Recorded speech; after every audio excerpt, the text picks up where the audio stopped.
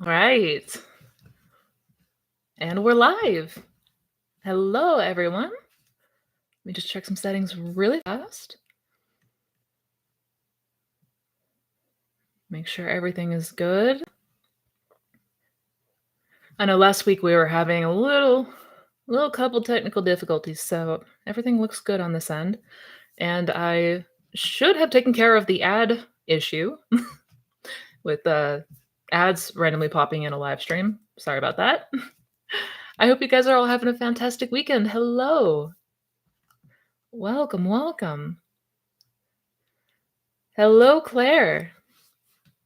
Hello, Patricia. Hello, Anne. Squirrelo. Squirrelo, I love that name. Welcome, you guys.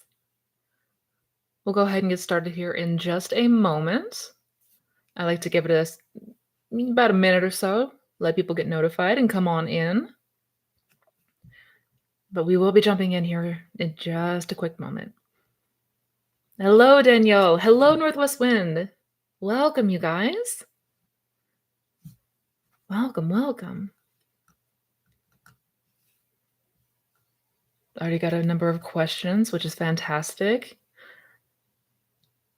Hello from France. Hello, Lily. Hello. Thank you for being here. Thank you for joining. It's wonderful to see. Wonderful to see everyone. And do let me know if there's any buffering going on, if there's any audio or video issues.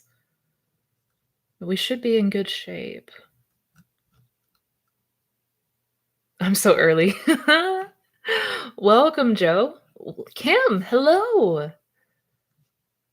Hello, hi. Hello, Cece.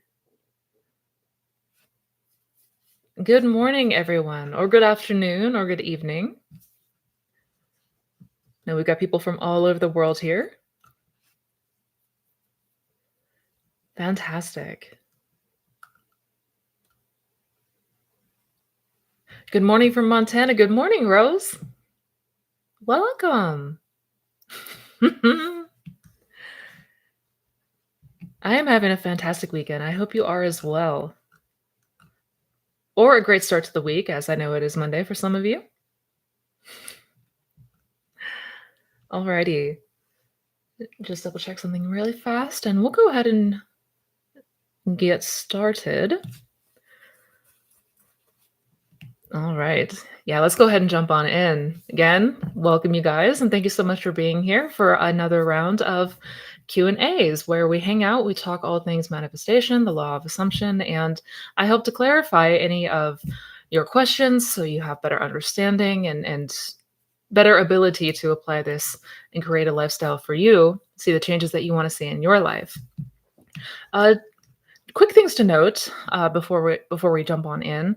The first is, again, my apologies for the technical difficulties last week. Hopefully got all that sorted. You shouldn't have any ads or any weird stuff popping up. But if anyone notices anything, let me know. One-on-one coaching.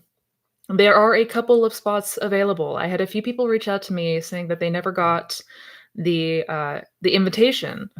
They never got the email. So I want you to be sure, if you are on the coaching waitlist and you have not received a notification or an email, definitely make sure that you are checking your spam folders, make sure that you're checking all the folders, because sometimes MailChimp be doing that kind of thing. So absolutely make sure, if you're not on the waiting list and you would like to be so, I am going to send out another round tomorrow, so that you'll have more information about that. You can find out all about that and how to join the waitlist down in the description box. What else was there? I believe that was it. Got a number of new faces and returning faces, and I'm happy to see it. So without further ado, we'll go ahead and jump on in. Caffeine first. Hello, Missy. I hope you are doing well. I am. Thank you, Claire. The company sent me an email. If we have time to do something in the future, we'll reach out. Shall I revise this or just push further that his boss wants to work with me? Good question. For myself personally, if something comes into the 3D that is not ideal, I always revise. I always recommend revision. Um, Anybody who knows me and knows this channel, I'm a huge advocate for revision. So 100,000% revise, because what we don't realize a lot of the time is how much we are taking instances of the past to gauge what's going to happen in the future. So we may think that this thing that happened in the past isn't having any kind of effect on us when it is. And we want to make sure that that's not what's going on, right? Anything that instills doubt, resistance to the idea, and it's just a good habit to get into. So yeah, I would definitely revise. Thank you for the super chat, Jay Green. Thank you.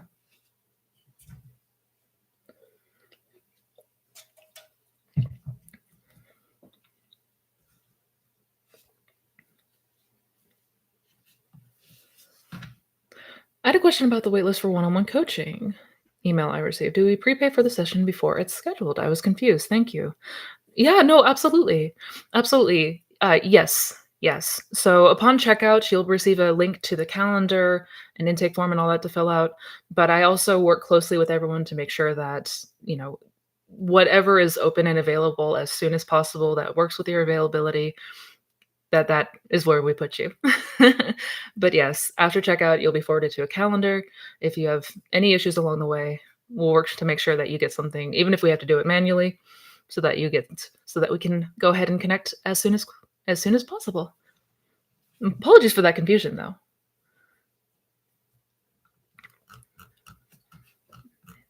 Um, have you heard about the phenomenon called reality shifting popularized on TikTok? It's basically moving your awareness temporarily or permanently to a whole new reality. What do you think? Good question. I've heard of the phenomenon. I actually don't spend a whole hell of a lot of time on TikTok. Surprisingly, I might be the only one. Um, so I don't know the ins and outs of this phenomena. I have heard of it. Um, is it possible to move your awareness to a whole new reality? Yes, absolutely it is.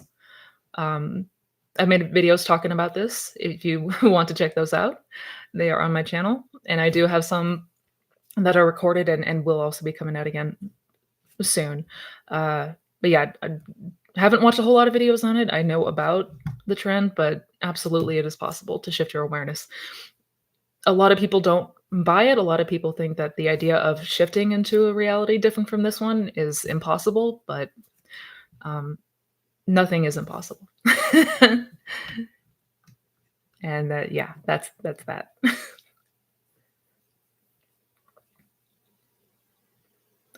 Hey, Missy, what are some of the mistakes that people make with their scene or their imaginal act?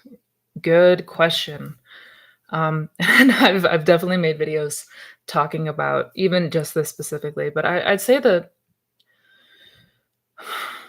probably the biggest thing that people make, especially if you're new to the law, if you're new to all of this, is checking the 3D for confirmation right after imagining. And we're all guilty of. We've all done it. We've all done it. We're all guilty of it. But that's definitely not the approach that we want to take with our imaginal acts. The imaginal act is a creative act. It is a real act.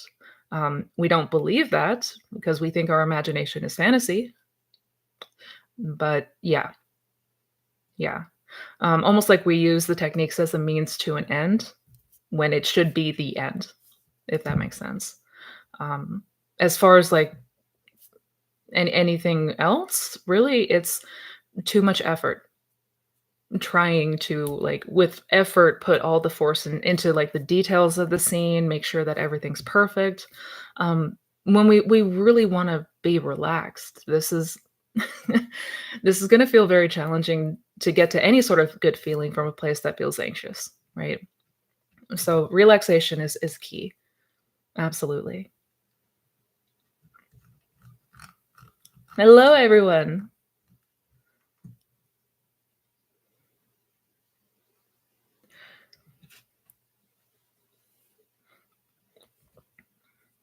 Shall I oh, SP is the boss. Oh, this is from the question earlier. Okay. So SP is the boss. My heart goes for love. Shall I just focus on that only and trust the process? Sats and then during the day, 2 times meditation, staying in the wish fulfilled. I mean, I would absolutely focus on whatever the end outcome is, whatever that looks like for you. I would keep my focus and attention there. Yeah. However you go about doing that, be that Sats, be that, affirmations, visualization, however you imagine is totally fine as long as it resonates, right? But we want to keep our focus and attention on whatever that end looks like and have it being done. Thank you for the super chat.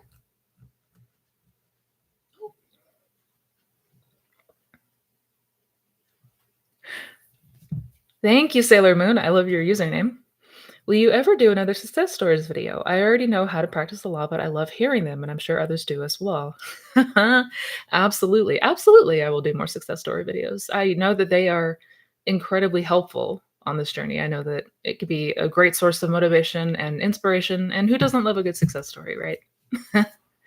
Absolutely. Absolutely. Yeah. Fear not. I've got more on the way. But thank you again for that super chat.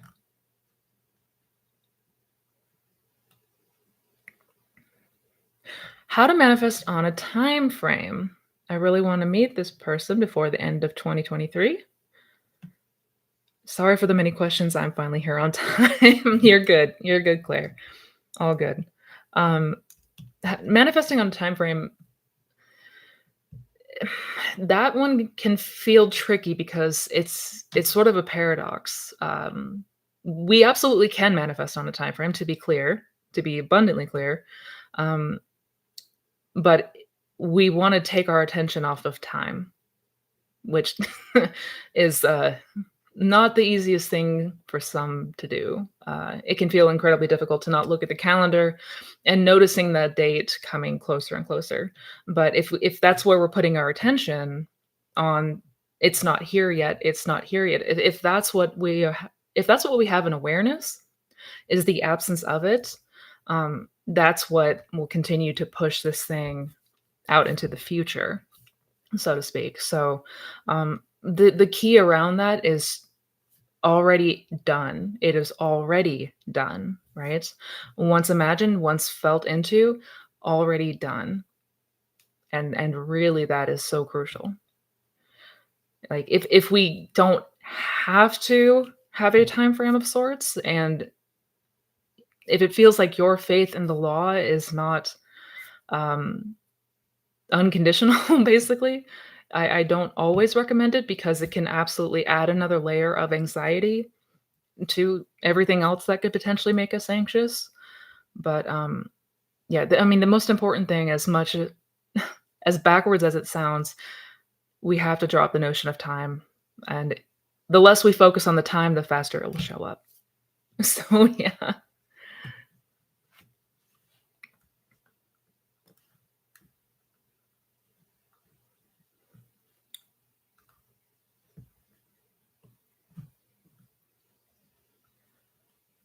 Much love from Malaysia. Welcome, welcome. Thank you for being here.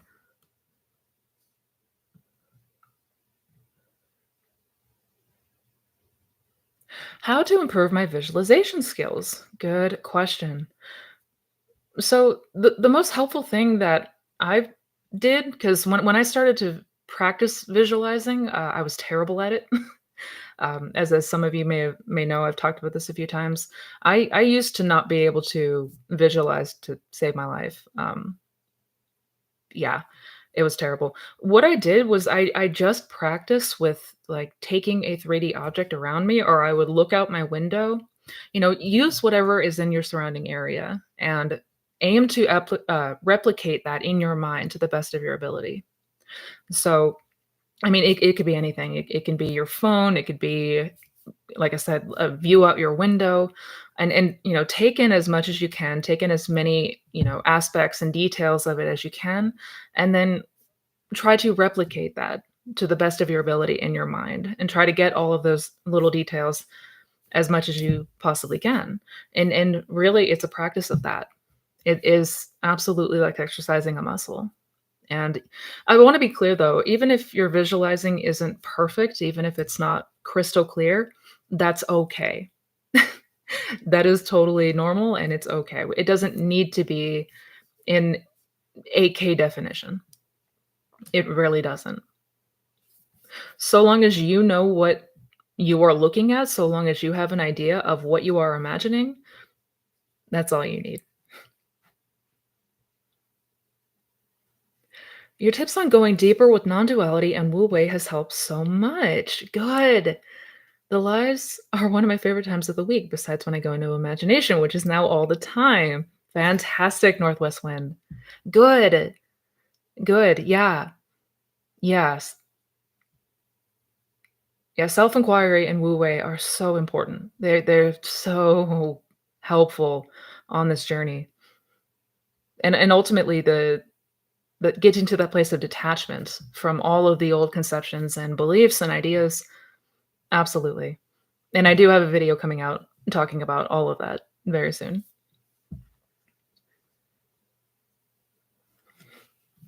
I've been using the lullaby method to manifest a friend visiting me as the next step to testing the law. I haven't really been feeling anything and I've been falling asleep early. Any tips? Thanks. Yeah. Um, that's very common. A lot of times when it comes to sats or imagining before bed, uh, very common that we fall asleep too soon. And to that, I recommend perhaps playing around with different times of the day. Because if we wait until the very end of the day, if we wait until, we're crawling into bed at the end of the day and we're exhausted, it's gonna be very likely that we're gonna be out within seconds, right?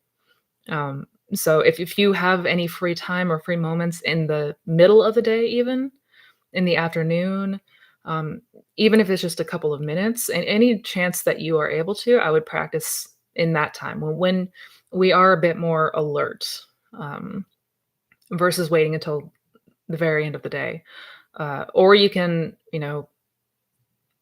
get ready for bed a little bit earlier than usual so that again you've got a bit more of that energy or you're not as exhausted as you normally would be. Um, yeah, and it really is just practicing it over and over as many times as you are able to. Also in the morning, if mornings work okay for you, you can also play around with it then. I love using the lullaby method in the morning. It really helps to set the tone for the day. It's perfection. It's absolute perfection. But yeah, this is kind of about experimenting and playing around with different ways that we imagine at different times of the day and what comes most naturally to us. So yeah, this will start to become more second nature. That I do promise.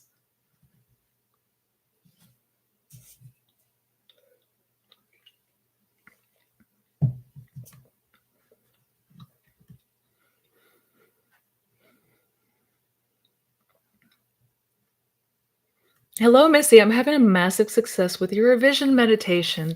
Oh my goodness. Yay! You are so welcome, Mariana. That's wonderful. Awesome. That is awesome to hear. Yeah, I'm telling y'all, revision will change your life. It will change your life.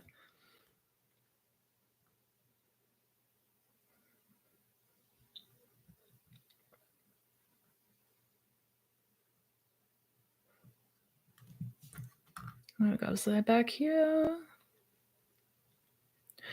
New to the law to manifest a specific person and very unexpectedly ran into him after over 2 months no contact. It was intense, and we've texted since in a friendly way. I had basically given up and was thinking about the paradox of persisting now that I've seen movement and also getting back into the place of having let go slash having no resistance. Once the 3D starts to shift, I still can't believe it happened.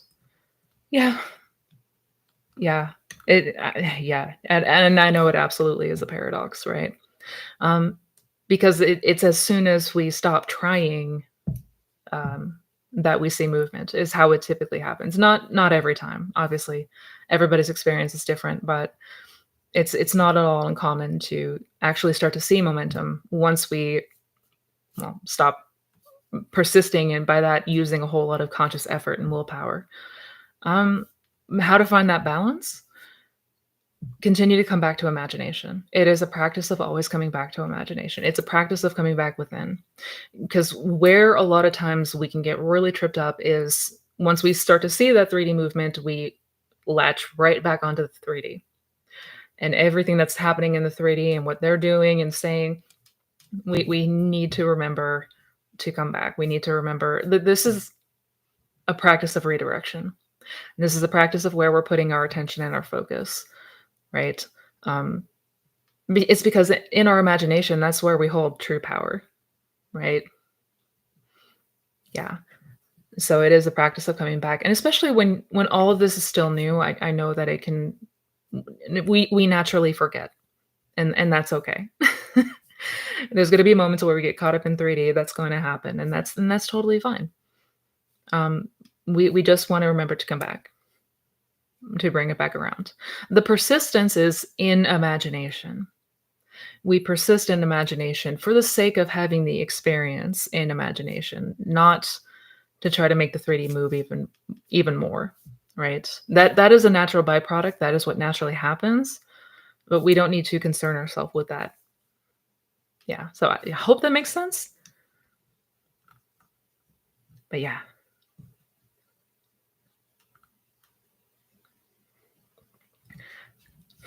Hi, Missy, I seriously love you, girl, you have changed my life, I'm changing the more work I do on myself, the more questions I have. I hope you can answer them. Absolutely, Miss Coco. That is incredible to hear, and absolutely, I'm happy to answer questions.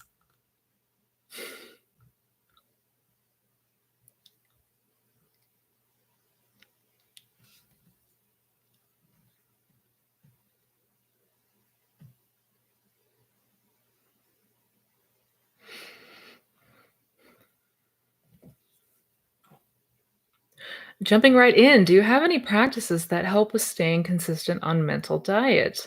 Also, audio video is good. Awesome. Thank you, Adam. Practices that help with consistency of mental diet. Really, I think one of the most helpful things is having a reminder for ourselves. It's really easy for us to get sucked back into all this going on out here.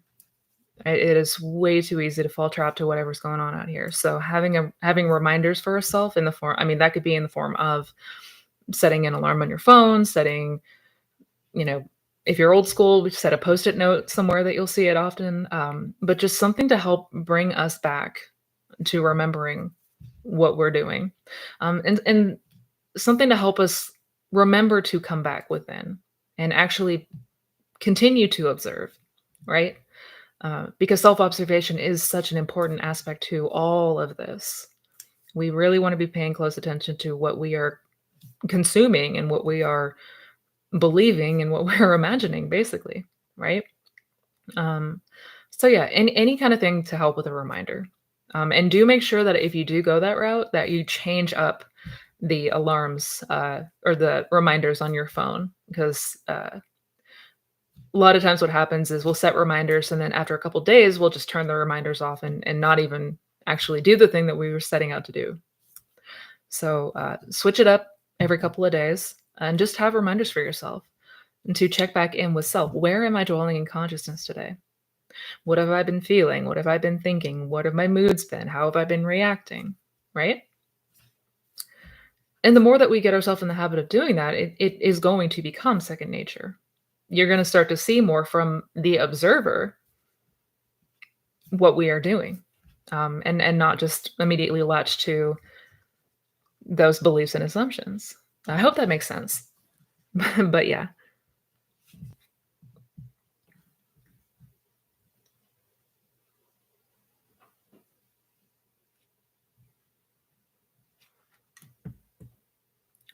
Oh my god, John! My SP texted me after 10 months of no contact. I didn't know what to text because my old self said she's probably just annoyed at her boyfriend and bored to death. Then I was just indifferent. Oh no. Yeah, that ego can absolutely come up harshly at times. Yeah, especially when something like this happens, especially when something significant seems to change. R we wanna remember that the ego's job is self-preservation. It does not want change. It does not want us to change as far as our beliefs, as far as our assumptions. It wants to stay in the same old patterns because that's what's safe and that's what's convenient and that's what's comfortable, right? Um, which is what practicing with detachment and the idea of detachment, that's where that comes from. Is we don't need to pay any mind. We're not our ego self. That's not none of that. All of that is just it's construct. It's none of that's real. And I mean, if you need to take a moment to just kind of let yourself settle down first, or if you're noticing any kind of anxiety, if you're noticing any kind of feelings of fear or anything like that, you know, I wouldn't recommend acting on that, but just waiting until you're in a place where things have sort of calmed and subsided within you. But this is incredible. 10 months of no contact. That's dude, that's amazing. You got this.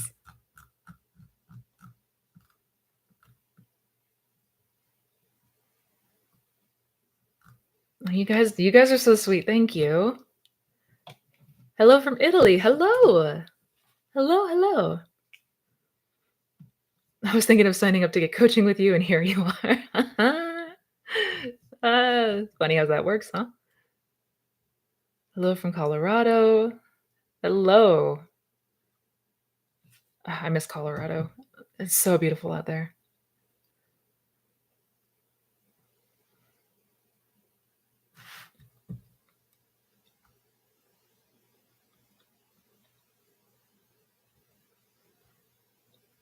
Hi, Missy. I hope you're doing well. I'm looking to manifest an SP I never met. I'm going by a list of what I want in this person. How does one live in the end when we don't have a name of the SP? Good question.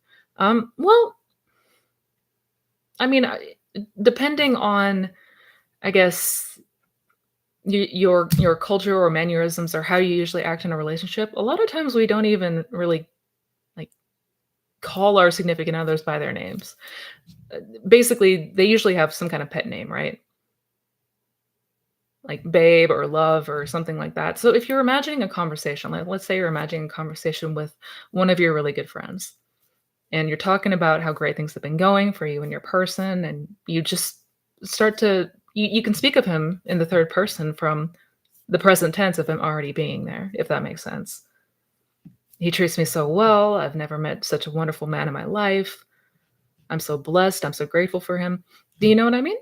So we don't have to have a name or even a face to be able to imagine and live in the end of already having that partner.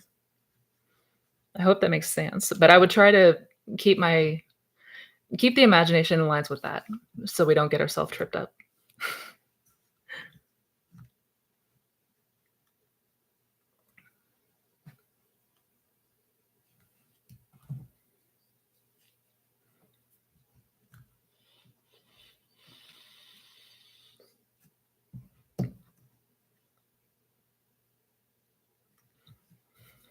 Thank you for the super chat, Jay Green. And no need to apologize. No need. You're totally fine. I'm wondering if I use the 3D for a goal, working with a fitness trainer doesn't mean I don't believe I can reach the goal. I've been working with one, but not getting results. Good question. I no, no. Well, I think all of us here are using, we're learning about the law, learning how to implement it for a goal or for something that we want to see different in 3D, right? I think every person in here is, at least that's one of the main factors, if not the main one. Um, doesn't mean I don't believe I can reach the goal. Well, I mean that's something that you would want to ask yourself. Do I believe that I can have this? Do I believe that I can achieve this? Do I believe that I can be this? Um, and no matter what the answer is, you can always achieve anything in your imagination, right? In your imagination, you can see yourself as already having reached your goal. I mean, you can literally do that right now, right? Part of the struggle with this is that we're looking at the 3D and all the limitations in it, and thus that's what we are imagining.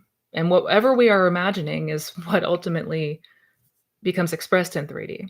So we want to remove all of the 3D limitations or what is perceived as limitations and just see yourself as already reached your goal in here. Because you can do that at any time. Literally. You can always that's where your power lies, right? So that's where I would be keeping my attention. Yeah.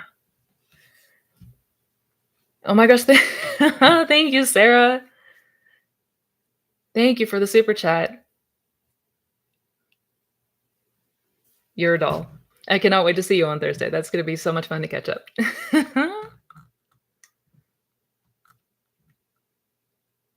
Hello, Missy. I've caught you at last. Welcome. Welcome. You have. I'm glad you could be here.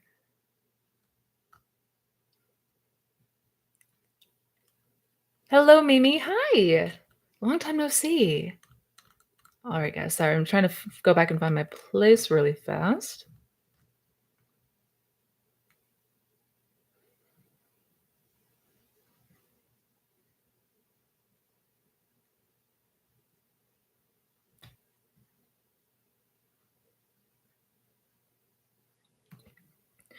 Missy, how do you navigate those moments when friends and family who are aware of your desire for SP but know nothing of your manifestation journey nor of the law advise you to move on slash forget him? Thanks. Oh yeah, absolutely. And I'm sorry, Kim. Dealing with the 3D and sometimes the people in it can absolutely be a giant pain in the ass. Um, one thing that we want to always remember is that everyone is in fact us pushed out. And if these are the kinds of comments coming up, it's likely just stemming from our own fears, right? They're mirroring our own fears that this can't work, right? Or that we need to move on, that this is a waste of time, that this is, we're wasting our life. All that thing, all of these things are fears that we have being reflected in other people. Now, granted, because of our attachment to 3D and our strong attachment to our friends and family, it's going to feel incredibly hurtful. Um, but ultimately, that's what it is. I always look at the 3D as feedback. Nothing more, nothing less. It's just feedback telling me what state I'm dominantly dwelling in. What things have what I have either consciously or unconsciously accepted and have been impressed. That's literally all it is. And if it's if it feels like something that is holding you back or it's something that is hard to overcome, revise it. Revise those interactions, revise those moments. 100,000%.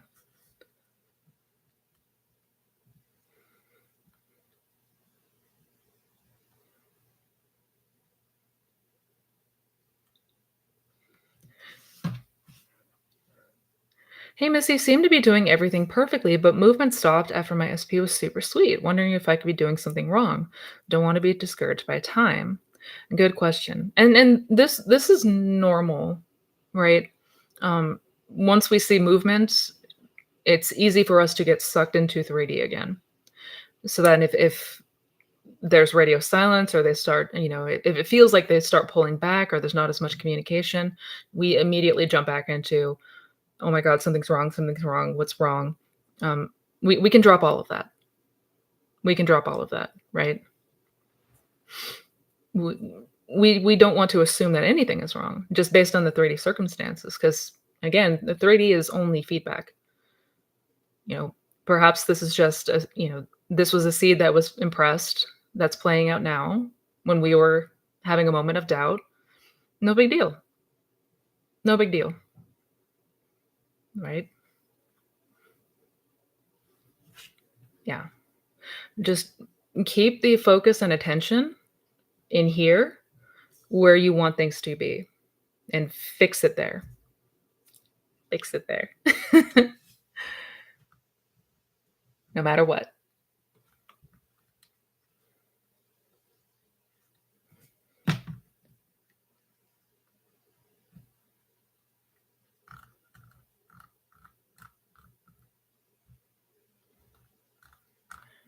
Finding my spot.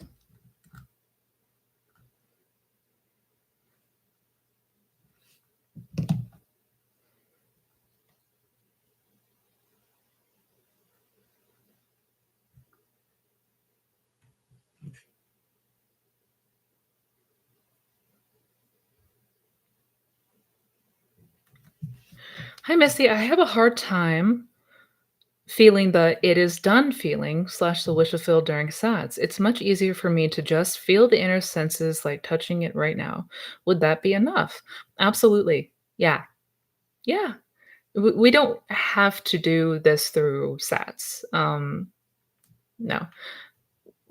Any which way, however we imagine, so long as we do reach that feeling, that's all that matters. Yeah. So if that's just going within and using the sense of touch or feel, that's more than enough. Yeah, 100%. Gotta enjoy the international crowd. Absolutely, absolutely. I love it. We got people from all over the world in here, and it is amazing to see.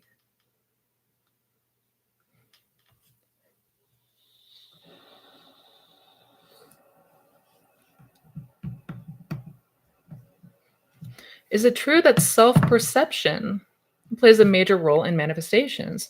For example, dream job and third party.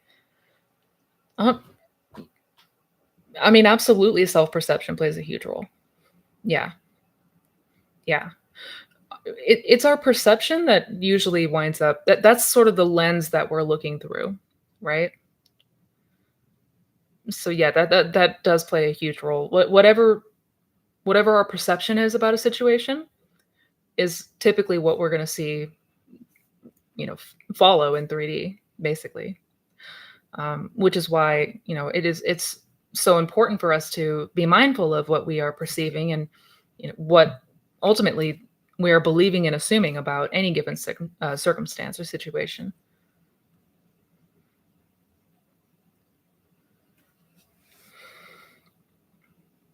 Someone said that if we want to manifest a person, we must not imagine a scene where SB tells us that he loves us, that he is happy that we are together again, because then we are looking for validation. What? You must not imagine a scene where the two of you are happy and he's telling you he loves you? I mean, if you didn't you don't have to use that scene if that doesn't resonate with you, but if that does, it's not yeah, this wherever you heard that, that's definitely a projection of this person's beliefs, which happens. I mean, we all have our biases, we all have, uh, our beliefs that can sometimes get mixed into these teachings, but, um, I mean, we're all looking for validation. That's part of what we're doing here. We wanna feel validated. Is that inherently a bad thing? Yeah, no, you can imagine anything you like as long as if it implies what you ultimately desire and it feels good and it's not hurting nobody, I mean, go nuts.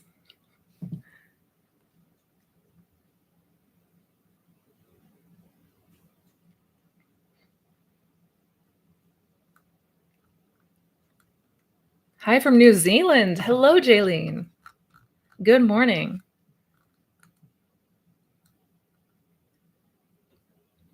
I need to incorporate revision into my spiritual practice routine. Yes, you do.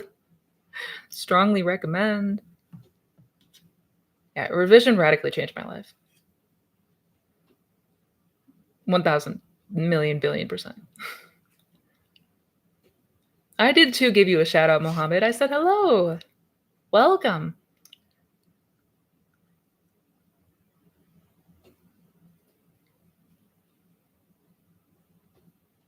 Hello, I hope you're keeping well. Just wanted to ask, I struggle to see in my imagination. Can you still manifest in the same way? Yeah, we don't have to necessarily have mental images. Some people are not gonna have as clear of a picture in their mind. Some people are much more, like their strongest imaginal senses, like auditory or kinesthetic, the sense of touch. And any of those ways are fine. It doesn't have to be a mental picture per se. Just because we can't like clearly see the image in our mind, that ultimately doesn't matter. Ultimately doesn't matter. It's more what you believe and assume and feel to be true. Those are the parts that matter.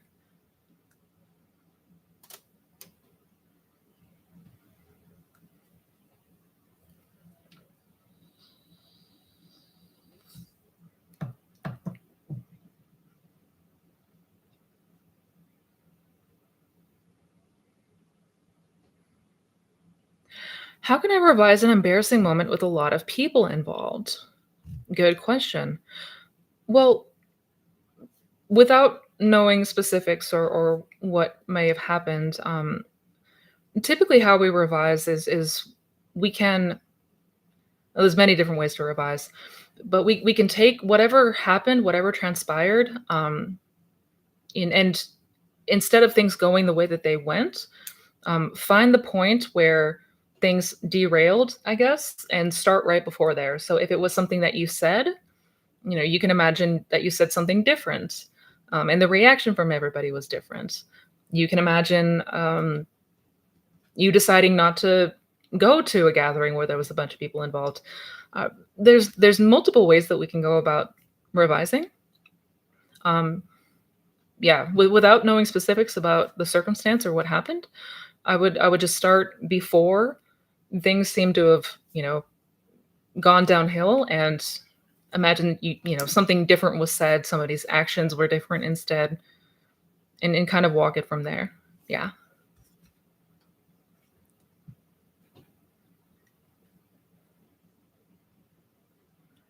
Does working on my own self concept help with SP's self worth too?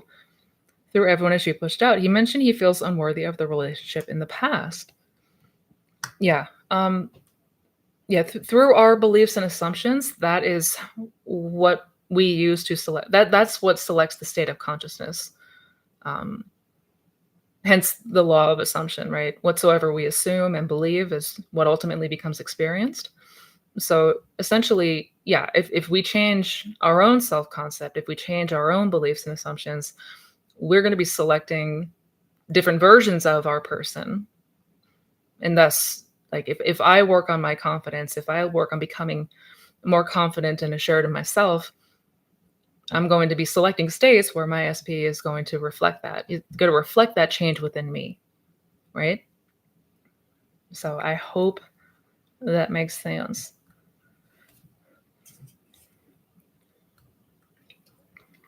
Hello, Bev. Hi.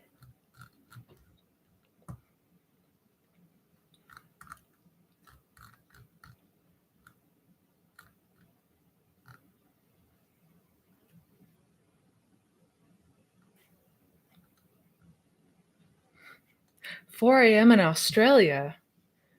Dang, that's some dedication. Thank you for being here, Bev. Can you visualize with your eyes open? I see it clear in what I'm trying to do in that scene. Absolutely. Absolutely. Yes, we can visualize with our eyes open. In fact, a lot of people have an easier time with that. Um, some people swear by keeping your eyes open. Yeah. Yeah, 100%.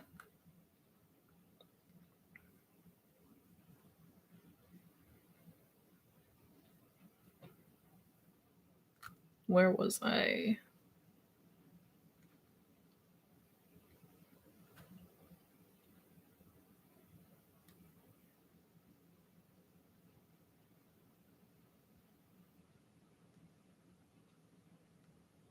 I'm trying to find my spot. Sorry, guys.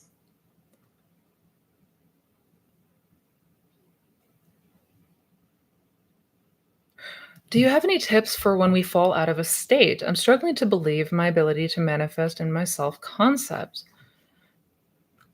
This is normal. This is normal. Um, Tips for when we fall out of a state, don't panic, which I know is easier said than done. But in in all honesty, we're likely going to fall out of the state from time to time. We're always moving in and out of states, right? That it is what we unconsciously do all the time. And especially when we're talking about a new state of consciousness, a place that is not familiar, a place that we have not frequented very often, it's going to feel it's going to feel new. It's going to feel weird. It's going to feel it's not going to feel very familiar, perhaps comfortable, even if it's something desirable. So it's not at all uncommon. In fact, it is very common to occupy a state for a few hours or a few days even and fall out of it. Um, that happens all the time. And really the first thing is don't panic. If we become aware that we're no longer in the desired state, we can always move back. We can always move back. We can always go back in imagination. Like it's never going to be the case that the state disappears forever and, once we fall out, the door shuts behind us forever. No. Mm-mm. No. If we fall out of a state, we can move right back at any time. Yeah, and a lot of the times that comes from things like ego backlash, which I do have a video coming out tomorrow talking about ego backlash in more detail because that's a topic that really, really, really needs to be better understood, in my opinion. It's just my opinion, but I think it's going to help a lot of people to understand why it seems to be so challenging sometimes to live and maintain in a new state of consciousness. But rest assured, it's nothing to worry about.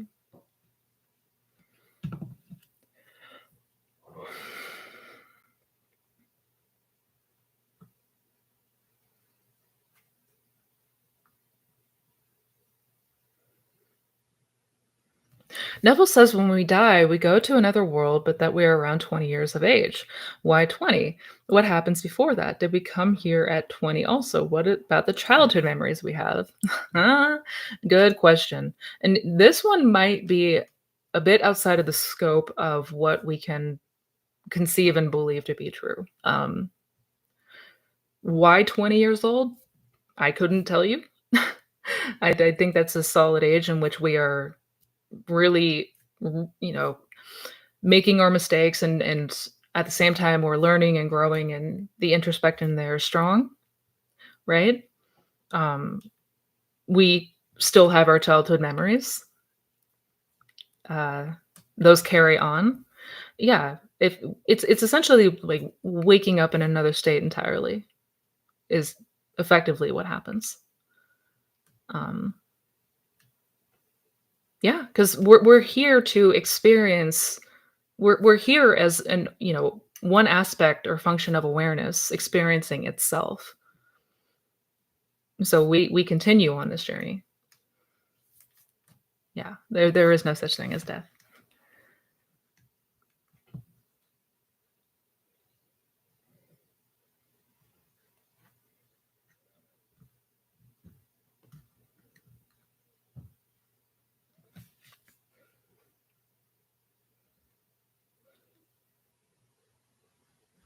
Lots of near death experiences say they meet their loved ones at around 20, 30 years of age. Yep. Mhm. Mhm.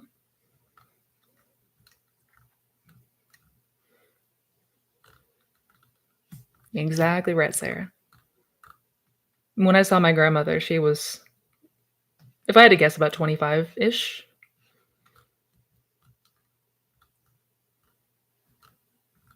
All right, where's my spot?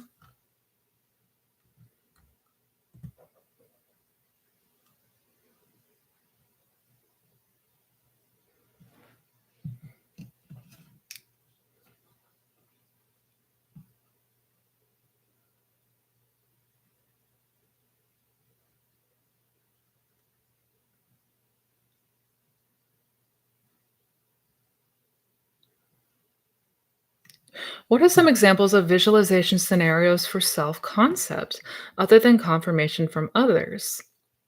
Good question. Um, Visualization specifically? Well, whatever would imply that that change has taken place within you, right? So if you were to say if what you desired was to be more confident, perhaps you could see yourself at a speaking engagement where you're speaking in front of a large audience when that's something that perhaps you would never do before.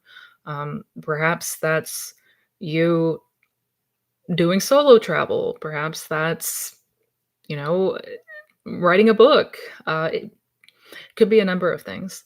But we just want to see like from the place of being more confident, like if we had the confidence to do something that we felt we can't do now because of fear or doubt or anything like that, insecurity, uncertainty, what would we do? What would that look like?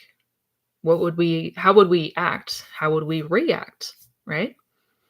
And we can draw up ideas from whatever we answer that question, right? Um, so yeah, first, what do you want to change? How would you show up if that change were, in fact, your experience in reality?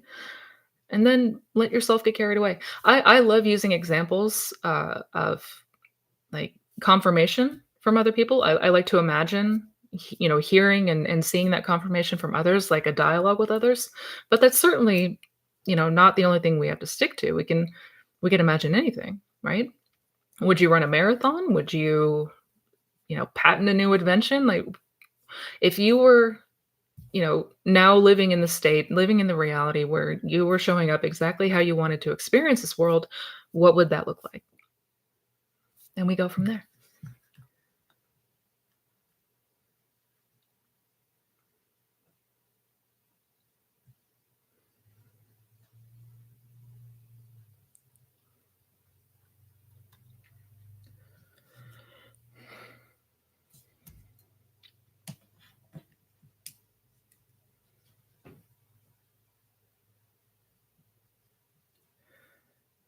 Hey, Missy, Apollo here. Hello, Apollo. What to do when you can't or don't know which desire to tackle, but dislike the more general manifestation methods because of the lack of feeling of naturalness? So, what to do if you have several desires and you don't know which to go after first, but you don't want to be more general, right? So, excluding things such as the lullaby method and things of that sort, I take it? Um, well, I guess what are you feeling more moved or urged by one thing more than another? Like, do you have a stronger desire to see something come to fruition first? Like, sometimes we have, like, you know, preferences or our main objective or desire, and then other ones, but they don't feel as pressing or strong on us. Um, so starting with whichever one feels most dominant or is perhaps on your mind most often. Um, you can also you can also imagine scenes that imply multiple desires, right? Not just being very general or vague, but you can imagine like if your desire was for an SP, but also abundance, you can imagine a scene where you and your SP are having dinner celebrating your launch of a successful business or whatever, from reaching this milestone or reaching this desired outcome that you wanted to achieve. So there's ways that you can incorporate this to imply multiple things, right? Um, but yeah, just note first, like what feels like is on your mind most often, or what, if anything, feels more pressing to you as far as what to imagine first, if you're instead wanting to be more specific. Yeah, I hope that makes sense.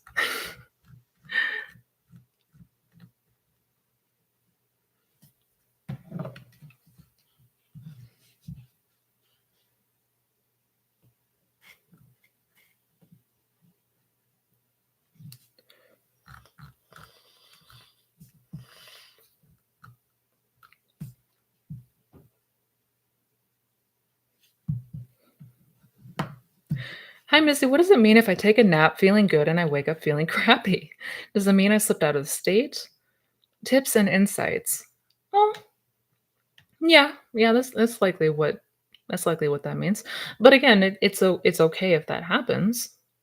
And we move in and out of states all the time, like quite literally. Um, yeah. Once we become aware of it, once we catch it, we just observe like, okay, I'm kind of feeling like crap. This isn't fun. This isn't ideal. So what could be something that I can entertain? What could be something where can I go in my imagination that would feel much better than this place? And let yourself go there.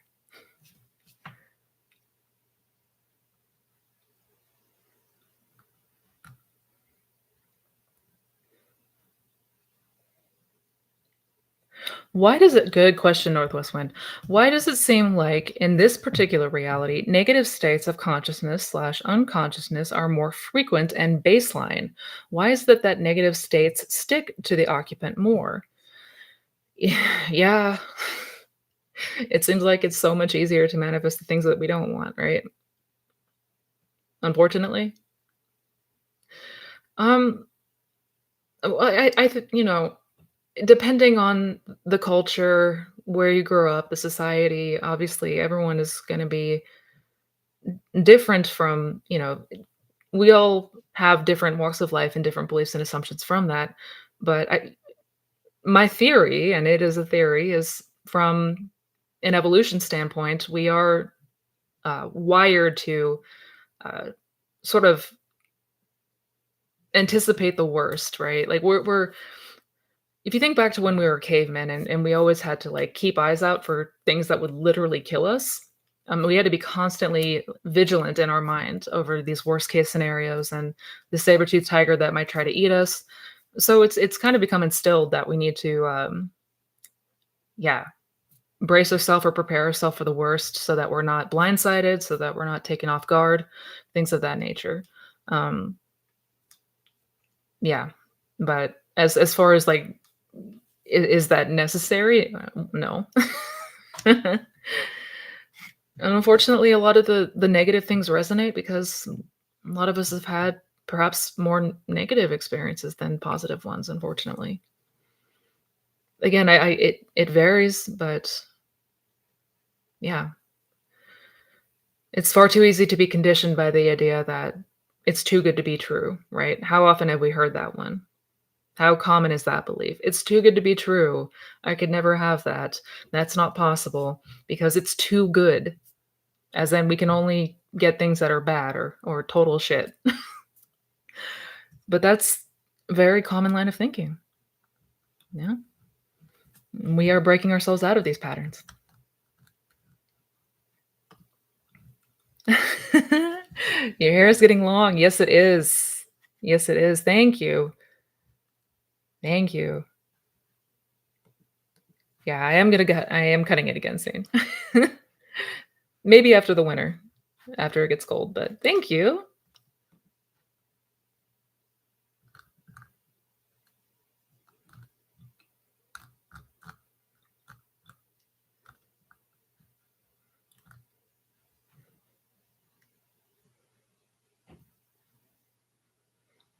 Hello, Alexandria. You made it.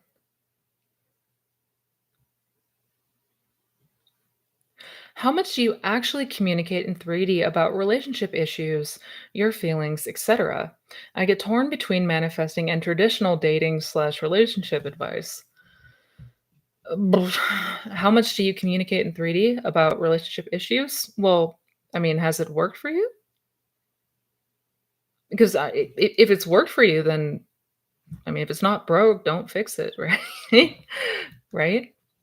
Um, but that said, if trying to hash it out and communicate in 3D, uh, if it hasn't brought about the desired changes or if it hasn't been the most effective, um, yeah, yeah, try instead tackling it in here. Because if we are truly observing, if we are observant of what we've been thinking and feeling and reacting, and even back in the past, we'll see that everything that transpired in 3D was our own fears and judgments and assumptions every time, right? So if imagination is the cause, then why wouldn't we turn back to the cause to rearrange it, right? Um, and again, this is clearly my bias showing, but be mindful of a lot of the traditional dating advice. Yeah, like playing games and like it's healthy to fight. Um, no, no, no, no.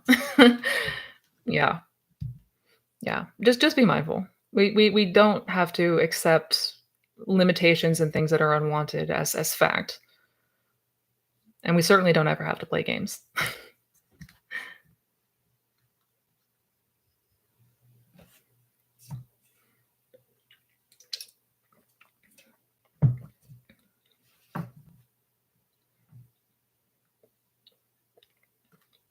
Hi, Missy. Can you shed some light on dreams and their meaning in terms of having the subconscious impressed? I've been dreaming in line with my wish fulfilled and would like to hear your thoughts. Good question. So, dreams are just like with the 3D circumstances, it's feedback. It's an opportunity to sort of get a window open into the subconscious mind. Um, so, if we're noticing dreams along the same lines of what we are desiring, what we are imagining, that's fantastic indication. Yeah, I would say with certainty that that's a seed that's been impressed. If you are experiencing in your dreams what you've been imagining, that's fantastic indication. Yeah. Not to be discouraged if we're having bad dreams. And to be clear, if we're noticing perhaps the opposite, like we're having negative dreams and people showing up in a way that's not ideal, we don't need to panic. We don't need to freak out. It's all just feedback. It's all feedback saying, hey, this is the state that you've been occupying. These are the beliefs and assumptions that perhaps you've been entertaining unknowingly or unconsciously. So that we can be aware. We can be aware of needing to redirect and where to put our focus and attention going forward if need be.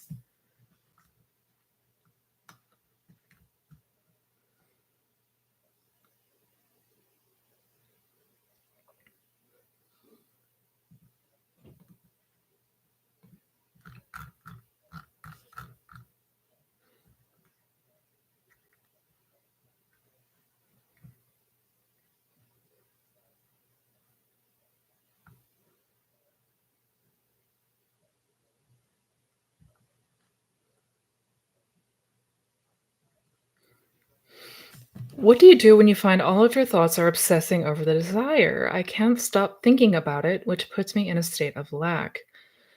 Yeah, yeah. When we have a desire for something, especially a strong desire, it can be incredibly challenging to not be constantly thinking of it, right? Um, the way that we combat that is through imagining living from the end, right? So imagining yourself as already having had the experience that you want to have. So whatever it is that you're desiring, or in this case, obsessing over, what would it be like if everything already worked out in your favor, right? What would your life look like? How would it look differently if everything worked out exactly as you wanted it to go? And your reality now in imagination is that there's nothing to obsess over because you can't obsess. I mean, you don't really obsess over things that you already have, right? We don't desire for things that we already have. And so we continue to live there in imagination. And from that place, from living in the end, our thoughts will change. Like when we have a change from within, we will absolutely see a difference in how we think, how we act, how we react, and all of the above. So if we're noticing a lot of thoughts stemming from the place of desiring, it just means that we want to really pay attention to where we are, where we're putting our focus in imagination, like in those conscious, deliberate, imaginal acts, right? Yeah. is if you are truly imagining from that end, you'll notice your thoughts change, your actions, your reactions, all of that will follow.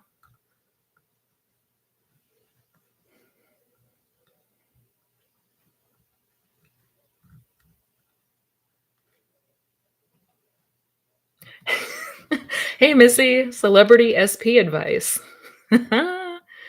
You mean in general? Just general celebrity SP advice? Go for it. Get it? Get it, girl? Um,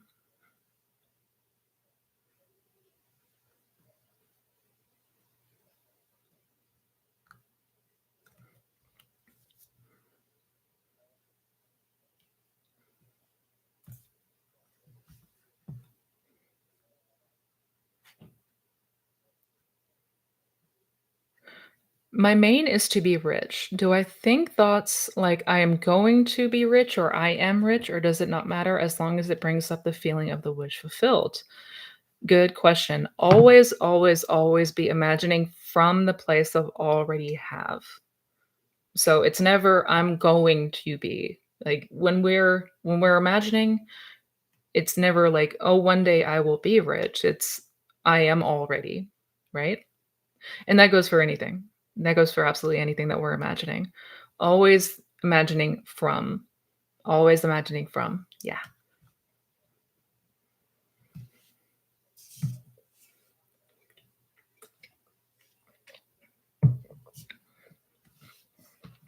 It's exciting to be on the bridge, but it also feels like I should be doing something about it.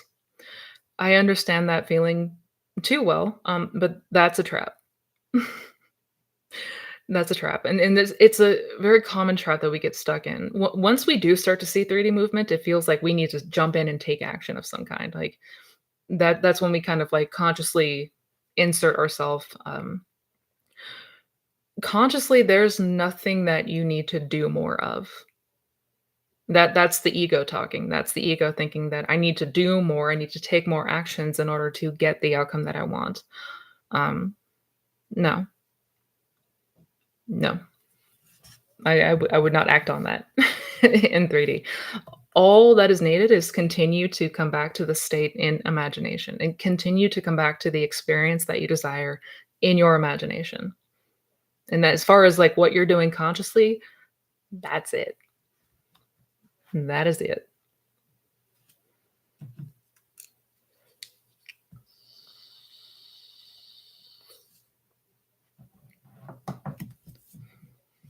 People recommend robotic affirming until you get what you want versus imaginal scenes.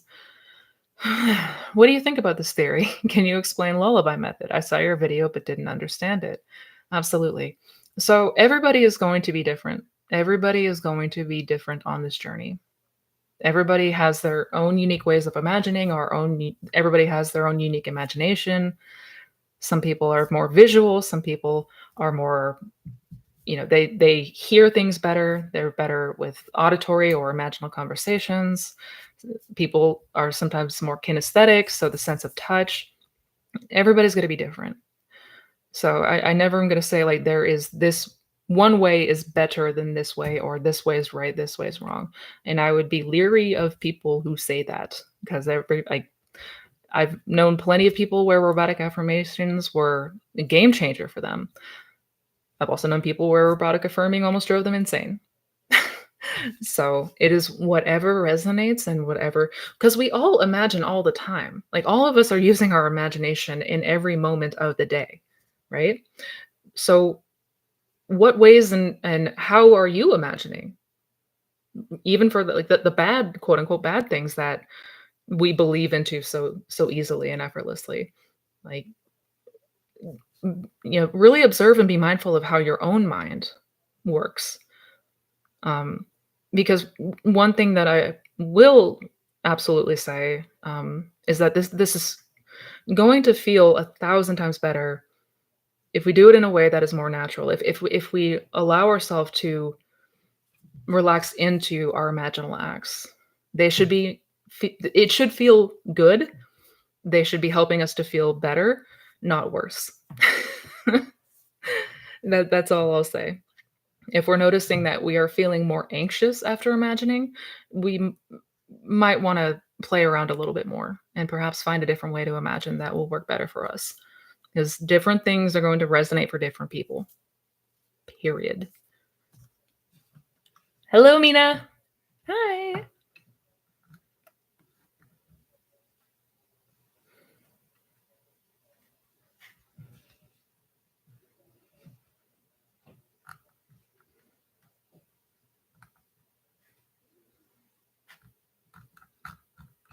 A lot of questions about robotic affirmations, and they've become incredibly popular way of teaching, and I understand. It's certainly there's a certain reassurance that comes with the idea that we can just say a phrase over and over and over and over, and it's going to produce a result because we can all do that. Like every single person is capable of repeating a phrase over and over. Not everybody is going to have an easy time with things such as visual images in their mind or things like sats and things of that sort. But I mean, everybody who really spoke about the law, from Neville to Joseph Murphy, they all said the same thing that like vain repetition is not going to always be the most helpful thing in the world. Basically, this really truly is feeling. It really is the secret. What are we feeling into? What are we believing into? What are we assuming to be true? Not just about our desire, but anything, right?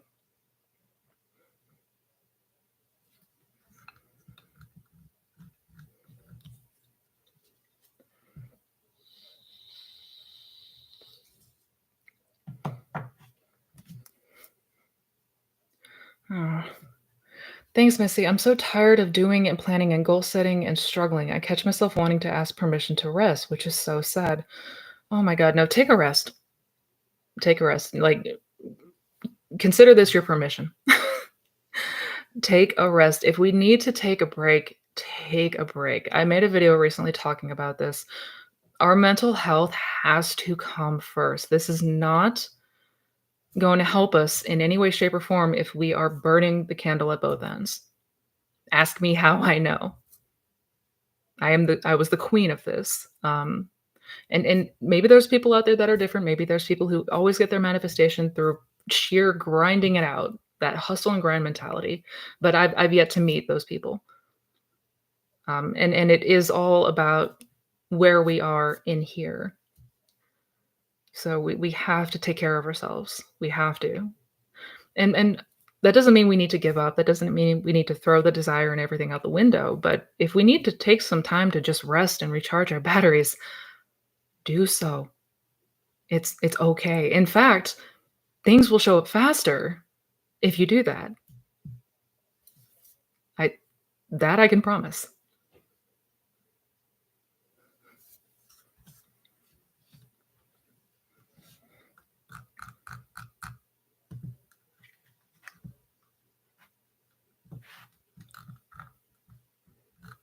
All right, where's my spot?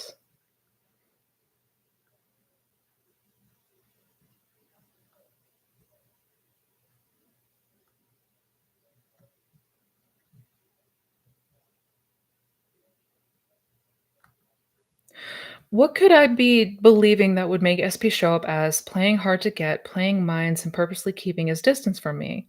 Is this just I'm not good enough slash wanted thinking? Um, what could you what can you be believing? Well, are you trying to find the root of that?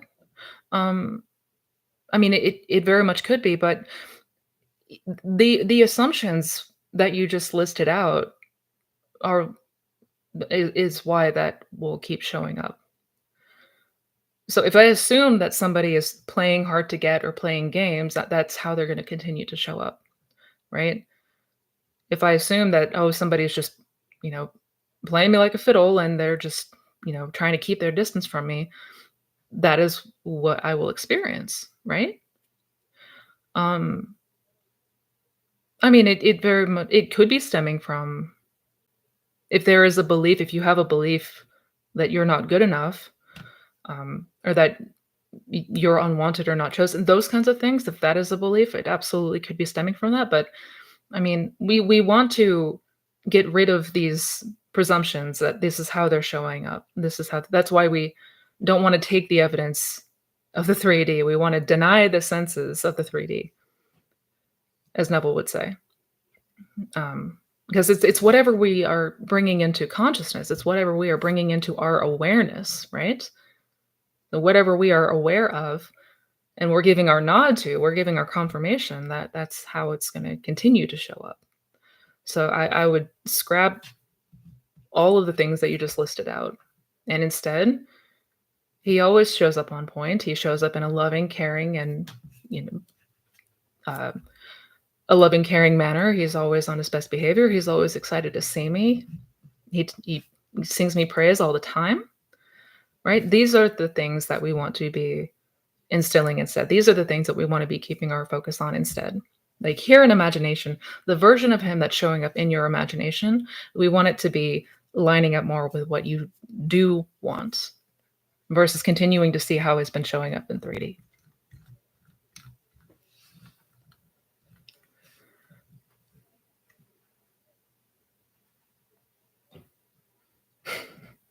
Do you hang out with people who do not believe in the law? I get turned off when I hear fearful limiting beliefs from friends and avoid arguing, and I wonder how people deal with this. I mean, I know people in the external world that I mean, their beliefs are different, yeah. I do a lot of volunteer work, so but I have brought a lot of people over and then introduced the law of assumption to I've lost I couldn't even tell you how many how many people at this point. Um, it's something that I bring up often. But with practice, you also get really good at not not reacting to what's happening in 3D around you. So if somebody says something that is limiting, um, and not ideal or stemming from a place of still being very much asleep, that's okay. No big deal, right? I guess you get better at sort of tuning it out or revising it, right? I do a lot of revision in the day to day when I'm around people like that. Yeah.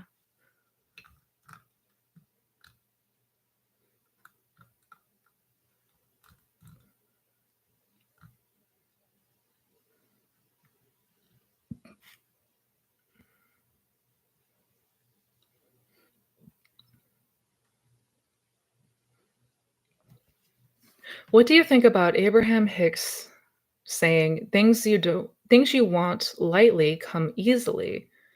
So not constantly trying to imagine and be in the state, affirming, etc. Just be happy, becoming a magnet. Uh, I would it generally speaking, I would agree with that sentiment. Yeah. Yeah. I don't see eye to eye with her on everything, but for that, absolutely. If it's for things that there are not for the so-called smaller things, or in this case, things you want lightly, come easily, it's because there's no resistance to it, right? There's no there's nothing in conflict with these smaller desires, as some people call them, right? For these things that are easier for us to accept, there's nothing in conflict as far as any of our beliefs and assumptions. Whereas, for example, if we're trying to manifest a person and perhaps we have a lot of history with this person and a lot of things that point to them showing up in a certain way, a lot of evidence, so to speak, yeah, might have quite a bit more resistance to those types of things. Not to mention the pressure that we feel for the bigger manifestations. It feels like a lot more is at stake. So there's a lot more pressure. There's a lot more urgency to get it right and get it right quickly. All of these factors tend to go into why it can be a bit more of a perhaps they don't come as easily. Let's just put it that way. But yeah, ultimately, uh, if we can allow ourselves to relax into that state, relax into that feeling, keyword being relaxed, it will come much faster. Yeah.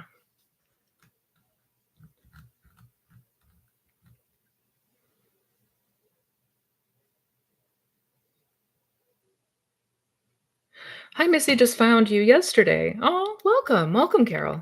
I watched the video about the pearl and going all in. For you, how did you make the shift to all in? I kind of get it, but can you explain more? Thank you. Absolutely. Yeah. So, and I think you're referring to the video that I made a couple months ago where I talked about some of the inconsistencies that I was noting because I was testing the law for a long time. uh, Neville would constantly stress the importance of building our faith and building our trust that imagination is reality, right? What we imagine is what becomes a physical, three-dimensional act. Um, and most of the things that I was imagining did, in fact, come to pass, but it really bothered me when I was reflecting on it one day that there was a few things that hadn't shown up, and it had been, months at that point. And I remember having the frustration of like, why are these things showing up but these things aren't? If this is a law, if this is like a law of gravity, then shouldn't it all be showing up? Like, what is this inconsistency going on here? And then I found the pearl of great price. Like 2 days later after I had that thought cross my mind. Um, Essentially where, yeah, we cannot be 1 foot in, 1 foot out. And that is where if we are inconsistent with our belief and our faith, we're going to see inconsistent results. And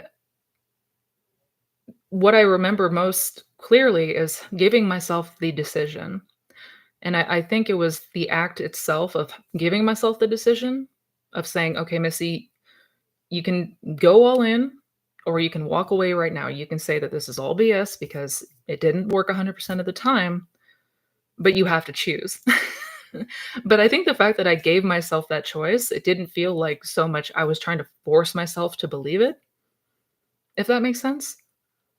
That's and I hope I'm describing it in a way that makes sense, but I think allowing myself the option to choose to go all in really did help make that so.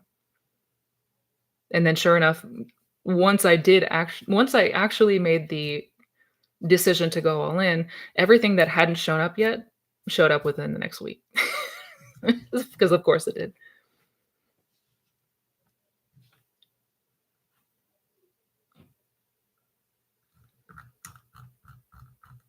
Good question, though.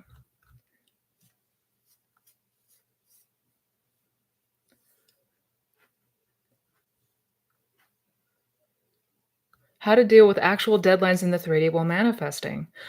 I know that this is not gonna be the easiest answer, but, take the attention away from the deadline. And I know that that is not gonna be an easy thing to do because I know the way that we are conditioned, the way that most of us are conditioned, that the sooner we get to a deadline, the more anxious we become, the more aware we become that the deadline is approaching and I don't have it, I'm not ready, I don't have it. Um, but we have to practice going within because in imagination, there is no time. In imagination, the deadline is already passed and you've already succeeded in here, right? That is the most important thing that we can take away is that there's no time here. Whatever we desire to see happen in 3D, whatever deadline needs to be reached, already go there in your mind. It's already finished in imagination and continue to come back to that. And when you notice yourself looking to the 3D and looking at that deadline and being like, oh God, it's coming, it's coming, it's closer, that's your cue to redirect. That's the cue to redirect. And this is a practice because I know most of us are not our we're not acclimated to thinking and acting and imagining in that way, but we have to practice. We have to practice becoming so.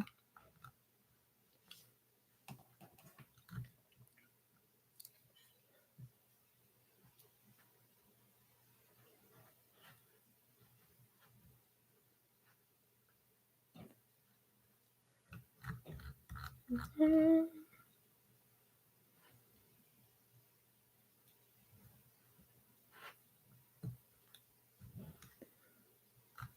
where was I? Sorry, guys.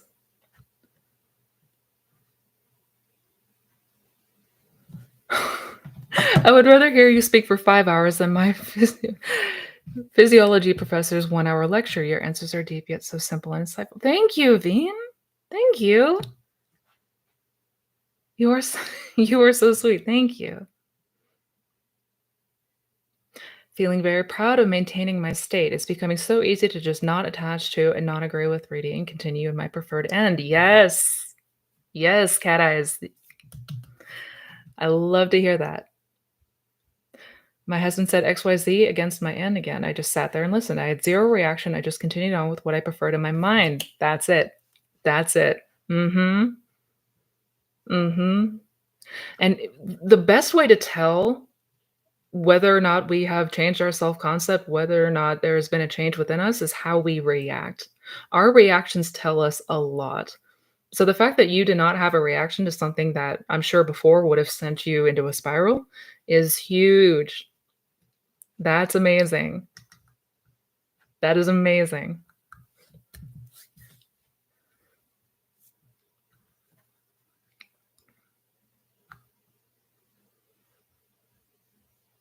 Yep.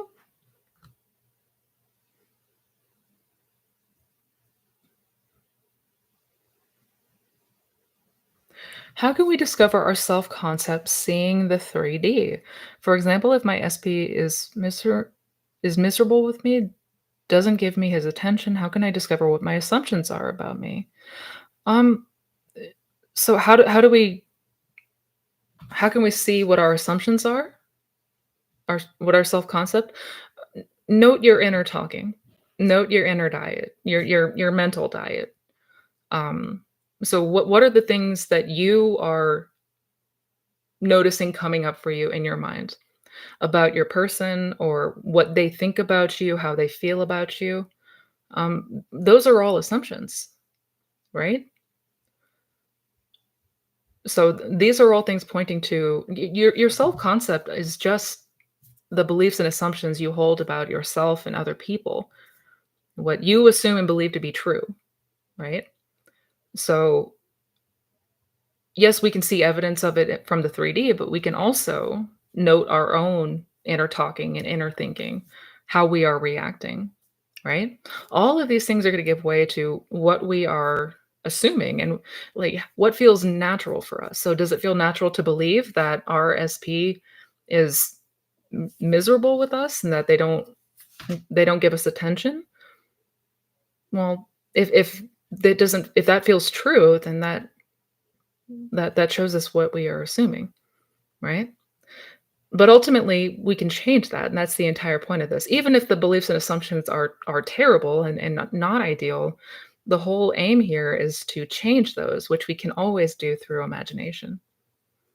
So we wanna be as observant as we can, but objective as we can. So observe without judgment, observe without, you know, giving ourselves any kind of harsh criticism or punishment or anything like that. Just observe. Just see what comes up for you. And if it's things that are not ideal, if these assumptions are not what you desire to experience, you have a whole world in your imagination that you can shape and change and you know, shift and see how ever you'd like to see it. All right, I got time for maybe one more question, one or two maybe.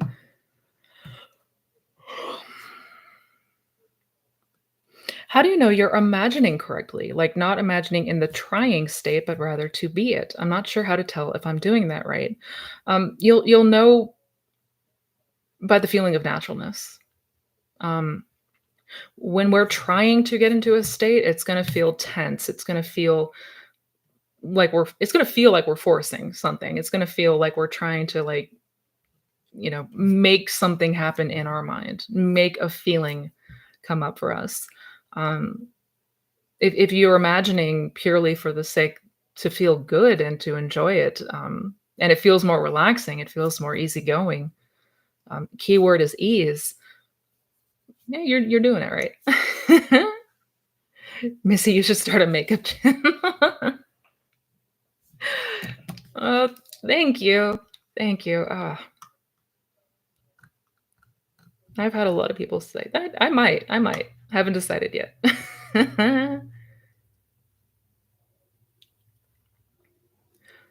When imagining, do I need to close my eyes?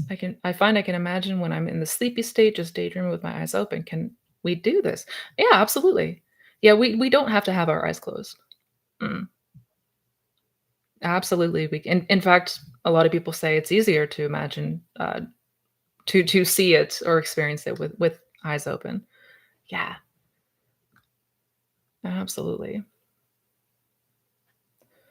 Thank you for answering. You're welcome, JT. What do you think about sitting with a negative emotion to release it? So, I think if the alternative is trying to suppress it, then we absolutely want to allow ourselves to process and ultimately release it. Yeah, 1000%. And I know a lot of people may disagree on that, and that's fine. But for me, whenever I would try to suppress something, it never helped. It never just went away. Ever, ever. And unfortunately, because of how we learn about the law and some of the ways that the law is taught, we can be very fearful of negative thoughts and very fearful of our reactions. So we try to instead of just having the reaction and processing it and releasing it, we try to shove it down and bottle it. Which for myself personally, um, has never been an effective way to go, ever. So yeah, I'm all about if you react, it's okay. If you have a reaction, that's okay. Because we're all gonna have reactions. That's part of being human. And we can always come back to it and revise later if need be. Yeah. But trying to just flip it, trying to just ignore it, trying to just shove it down is hardly ever gonna be effective for most people. Mm. It's that simple. But yeah, we don't need to fear our thoughts. We don't need to fear our reactions. I mean, why would you as the operant power, you know? Mrs. Glamour. You guys are the absolute best. You are the absolute best. Sincerely, thank you. I wish I didn't have to do this, but I unfortunately do need to get going. That it went by so fast. But thank you guys so much again for being here with me today. Thank you for joining me. I'm sorry I'm not able to get to every single person here today, but rest assured we do this every week. I'm here every Sunday, sometimes Saturdays, but mostly Sundays. So I hope to see you here again with me next week. You all take care in the meantime. Have a fabulous rest of your week, and we will all talk very soon. Much love to all of you. Bye, guys.